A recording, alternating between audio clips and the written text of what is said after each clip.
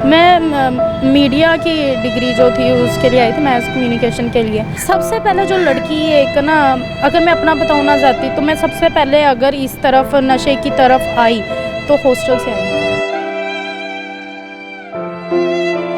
तो उससे ना पहली दफ़ा तो बहुत चक्कर आए, मतलब बहुत ज़्यादा तबीयत ख़राब रही। लेकिन फिर दूसरी दफ़ा, तीसरी दफ़ा, फिर आहिस्ता आहिस्ता शीशा, फिर सिगरेट, वो ना उधर लड़कियां पीती होती थी रूम में, नाइट्स पे बेच के ना उनको बहुत पैसे कमाते हैं। शायद उनको भी इस बात का अंदाज़ा नहीं होता कि तो आहिस्ता आहिस्ता फिर मतलब कि घर से मैं मतलब कि झूठ बोल के पैसे मंगवाती रहती होती थी कि मैं चाहती हूँ कि इन सब चीज़ों से बाहर निकल आऊँ, तो लेकिन अब मैं निकल नहीं सकती।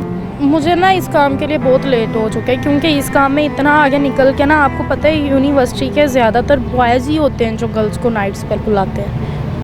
डिजिटल पाकिस्तान की वीडियोस देखने के लिए हमारा चैनल सब्सक्राइब कीजिए और बेल आइकॉन को प्रेस कीजिए ताकि आप हर वीडियो से बाखबर रह सकें। अस्सलाम वालेकुम, आप देख रहे हैं डिजिटल पाकिस्तान और मैं हूं एनी फैसल।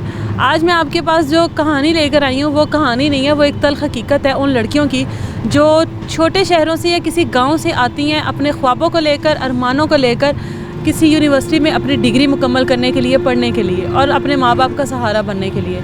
लेकिन जब वो बड़े शहरों में बड़ी यूनिवर्सिटी, प्राइवेट यूनिवर्सिटी की चमकती दमकती ज़िंदगी देखती हैं तो वो उससे किस तरह से मुतासिर होती हैं, और मुतासिर होने के बाद उनकी ज़िंदगी के ऊपर उस चमक के क्या असरात पड़ते हैं। मेरे साथ आज जो लड़की मौजूद है वो भी एक ऐसे ही किसी छोटे शहर से आई और बड़े शहर में अपनी डिग्री मुकम्मल करने के लिए आई।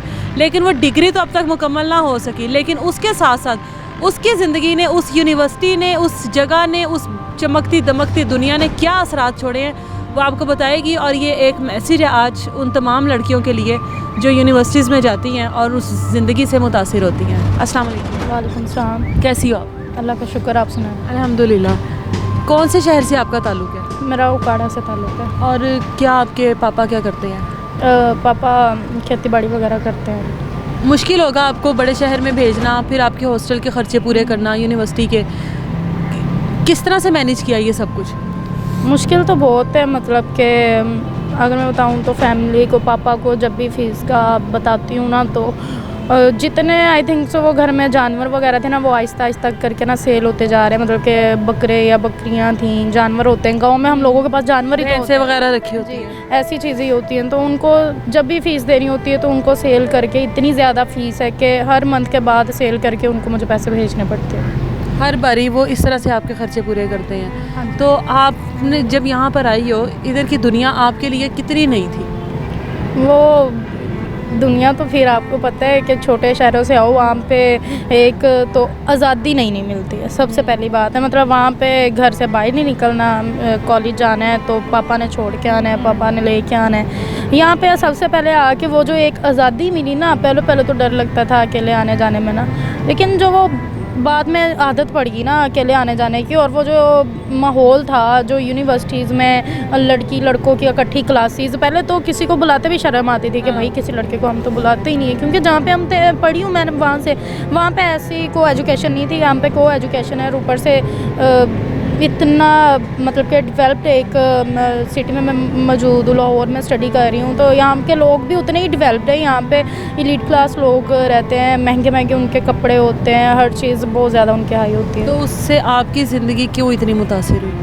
ज़िंदगी इसलिए मुतासिर हुई क्योंकि यूनिवर्सिटी में आके ना, कोई भी लड़की आ जाए ना यूनिवर्सिटी में छोटे घर से, जो इसी शहर की लड़की है ना, वो तो पहले डेवलप्ड होती हैं, पता होता है उसको यहाँ के माहौल का, उन्हें पता होता है वो जिस माहौल में होती है ना, वो अपनी मर्ज़ी से उसमें रह रही होती है। लेकिन जो हम जैसे छोटे घरों से आ जाए ना, तो हम पहली दफ़ा माहौल देखते हैं, ना हमें यहाँ कोई पूछने वाला होता है, ना हमें कोई यहाँ पे देखने वाला होता है, ना कोई घर में बताने वाला होता है। तो हम अपनी मर्ज़ी से ना, एक जो आहिस्ता आहिस्ता ना, स्टेप बाय स्टेप कहते हैं ना, बच्चा ऊपर जाता है, स्टेप बाय स्टेप यूनिवर्सिटी में आके ना लड़कियां उस माहौल की तरफ जाती हैं, आहिस्ता आहिस्ता अपने ड्रेसिंग की तरफ, अपने नकाब से, अपने पर्दे से निकल के वो मतलब कि इस जो इतनी रंगीली दुनिया यूनिवर्सिटी में दिखाई जाती है ना, उन सब चीज़ों की तरफ चली जाती है। मुझे बताओ, आप क्या बनने आई थी, क्या डिग्री लेना चाहती थी?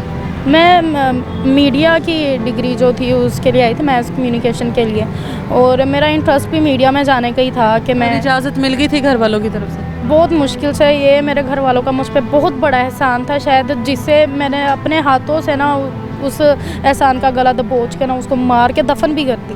मतलब कि कहाँ छोटे से शहर से लड़की एक स्क्रीन नहीं आ सकती, वहाँ से उन्होंने मुझे इजाज़त दी कि मैं चली जाओ, मीडिया पर चली जाओ, जी। एतबार किया आप पर। एतबार किया उनका, मैंने ट्रस्ट लिया, उनको यकीन दिलाया, और इतना अफोर्ड करते हुए भी शायद उनको था कि शायद हमारी बेटी ना उनका सहारा बनेगी, लेकिन उनको नहीं पता था कि मैं शायद इतनी मैं मजबूत नहीं थी या किसी चीज़ की कमी रहेगी कि मैं खुद को यहाँ पे आके ना कंट्रोल नहीं कर पाई इस दुनिया में जाने से। मुझे ये बताओ बहन कि आप हॉस्टल में रहती हो, तो क्या प्राइवेट हॉस्टल जो इतने बदनाम हो चुके हैं, कोई इज्जत नहीं है प्राइवेट हॉस्टल की लड़की की, या ये कहा जाता है कि सबसे ज़्यादा माशरे को ख़राब कर रही हैं लड़कियां, वो क्यों कहा जाता है? मैं आपको ना यही बताऊंगी कि यूनिवर्सिटीज़ में लड़कियां आती हैं ना और हॉस्टल्स में फिर जाती हैं, तो उधर ना कसूर उन लड़कियों का नहीं होता। उधर सबसे पहले जो लड़की एक ना,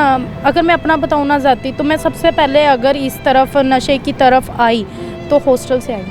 हॉस्टल में मतलब कि मुझे आहिस्ता आहिस्ता ना वो अब रूममेट्स करती थी और हॉस्टल में इजीली मिलता था, तो वो वार्डन भी कहती होती थी कुछ नहीं होता है, ये तो सब करते हैं। हालांकि वार्डन पर ट्रस्ट किया जाता है कि जिम्मेदारी होती है उसके ऊपर बच्चियों की। वही घर वाले बड़े यकीन से मतलब के छोड़ के जाते हैं बच्चों को, तो वो भी कहती थी कुछ नहीं होता है अम्मी, ये ऐसे ये वैसे। आहिस्ता आहिस्ता ना वो छोटी छोटी एक वो भी मिलती होती थी विलो शिलो, वो फर्स्ट टाइम ना उसको ट्राई किया था, तो उससे ना पहली दफ़ा तो बहुत चक्कर आए, तो मतलब बहुत ज़्यादा तबीयत ख़राब रही, लेकिन फिर दूसरी दफ़ा तीसरी दफ़ा फिर आहिस्ता आहिस्ता शीशा, फिर सिगरेट वो ना उधर लड़कियां पीती होती थी रूम में, तो उनको देख के फिर ना वो एक हाई क्लास बनने के लिए ना, सिर्फ एक शो दिखाने के लिए वो सिगरेट को पकड़ना पड़ा कि हाँ मैं भी बहुत हाई क्लास बोल्ड हूँ, मैं बोल्ड हूँ और मैं भी ये सब काम कर लेती हूँ। और वो मेरी सबसे बड़ी शायद गलतियाँ थी कि मैं खुद को बोल्ड दिखाने के लिए ना उन सब कामों की तरफ कैसे चली गई मुझे पता ही नहीं लगा। ये सब और होता भी हॉस्टल्स में, मतलब कि वार्डन जो हैं वो खुद बच्चों को ये चीज़ें प्रोवाइड करते हैं और उसके बदले में ना वो बच्चों से शायद वो चीज़ें सस्ते में उन्हें दे तो देते हैं, लेकिन उसके बदले ना बड़ा नाइट्स पे बेच के ना उनको बहुत पैसे कमाते हैं। शायद उनको भी इस बात का अंदाज़ा नहीं होता कि वो अपने पैसों की लालच में बच्चों की कितनी ज़िंदगी ख़राब कर रहे होते हैं। आप क्योंकि एक आपने जिस तरह बताया कि आपके बाबा एक जानवर बेचते हैं आपके सेमेस्टर के लिए जब भी फ़ीस देनी होती है, आप ये बाकी कपड़े या ब्रांडेड कपड़े जिस तरह आपने बताया, आपका नशा, आप ये सब कुछ कैसे पूरा कर रही हो?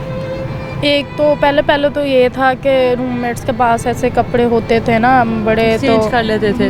वो मुझे खुद देती होती थी कि तुम ये पहनो, तुम इसमें अच्छी लगोगी, ये पहन के देखो, नहीं मुझे शर्म आ रही है, मैं कभी ऐसे नहीं पहने। वो मुझे खुद देती होती थी कि यार ये अच्छा लगेगा, ये ऐसा। फिर वो वैसे पहन के जाने लगी तो यूनिवर्सिटी में भी तारीफ़ होने लगी और मतलब कि काफ़ी बॉयज़ के साथ इंट्रैक्शंस हुए हैं, तो आहिस्ता आहिस्ता फिर मतलब कि घर से मैं मतलब कि झूठ बोल के पैसे मंगवाती रहती होती थी कि इस चीज़ के उस चीज़ के, वो पैसे मंगवा के उन्हीं से मैं ज़रूरियात अपनी पूरी करती रही हूँ, कपड़े वगैरह और ये सब। बाकी फिर मैंने आपको जैसे बताया कि उसके बाद लड़कियों को नाइट्स पे वो भेजते और आप उस मरहले से गुजर रही हो?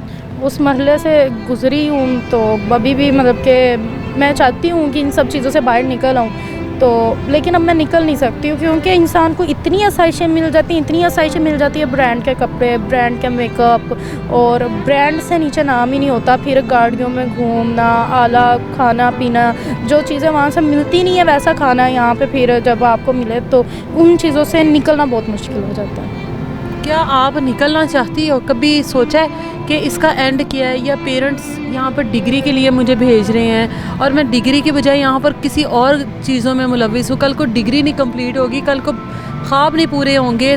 क्या सोचा अपनी आने वाली ज़िंदगी के बारे में, क्या सोचा है? मुझे ना इस काम के लिए बहुत लेट हो चुका है क्योंकि इस काम में इतना आगे निकल के ना, आपको पता है यूनिवर्सिटी के ज़्यादातर बॉयज़ ही होते हैं जो गर्ल्स को नाइट्स पर बुलाते हैं, तो एक लड़की भी चली जाती ना एक यूनिवर्सिटी के लड़के के साथ, तो उसकी वो फिर लड़का आगे बताता है लड़कों को, उनके आगे वो पता लगता है आगे, और वो यूनिवर्सिटी में ना इज़्ज़त ख़त्म हो जाती है और वो बातें टीचर्स तक भी पहुंच जाती हैं, टीचर्स को भी पता लग जाता है कि बच्चा ऐसा है। और इन सब चीज़ों के बाद क्लासेस नहीं लेते, मतलब कि ऑल टाइम बाहर निकले रहना किसी ना किसी ऐसे काम पे।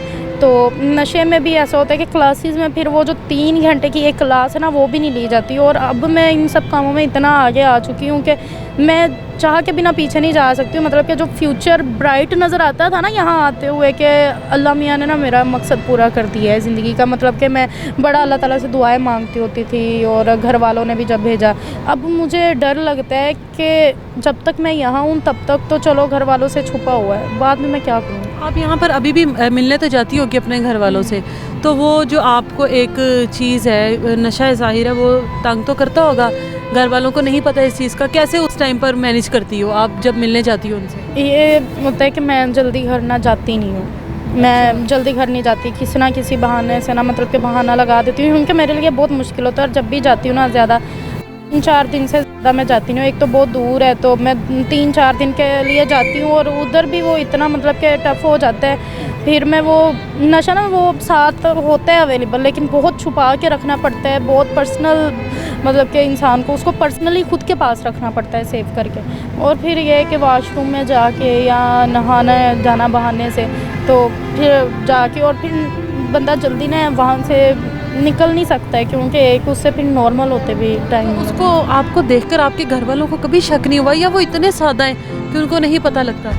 उनको इन सब चीज़ों का ना उम्मीद ही नहीं है कि उनकी बेटी इन सब कामों में जा सकती है। तो हाँ, उनको ये होता है कि बीमार रहती है और ऐसे वैसे, लेकिन उनको उम्मीद ही नहीं है, उनके दिल में भी नहीं आता कि उनकी बेटी इस काम की तरफ हो सकती है। आने वाली जो लड़कियाँ या लड़के हैं जो छोटे गाँव से या शहरों से आते हैं, क्या कहोगी उनको? क्योंकि इसमें सिर्फ लड़कियाँ मुतासिर नहीं होती, लड़के भी हो जाते हैं। क्या कहोगी उनको? यकीनन लोग आपको तो इस बार कहेंगे कि आप अब हमें अपनी ज़िंदगी तो बर्बाद कर चुकी हो, अब आप हमें मशवरा दे रही हो, लेकिन फिर भी ये एक अमानत होता है तो ये दे देना चाहिए। क्या कहोगी उनको? मैं उनको यही कहूँगी कि खुदा का वास्ते आप लोग आते हैं ना तो खुद को अच्छी कंपनी में रखें।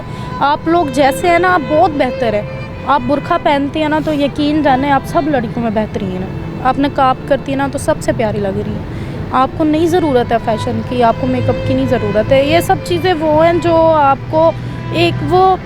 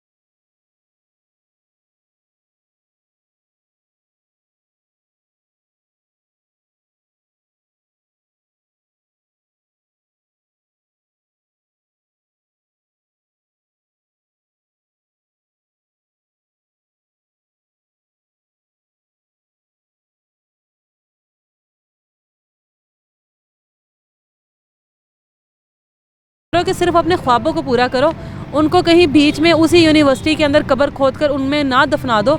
आपके ख्वाबों के साथ आपके घर वालों के ख्वाब जुड़े हैं और वो उन ख्वाबों के साथ जी रहे होते हैं वहाँ पर कि एक दिन हमारा बच्चा या बच्ची वापस आएगी और हमारी ज़िंदगी बदल देगी। इसी के साथ मुझे इजाज़त दीजिए, अपना ख्याल रखिए, अल्लाह हाफ़िज़।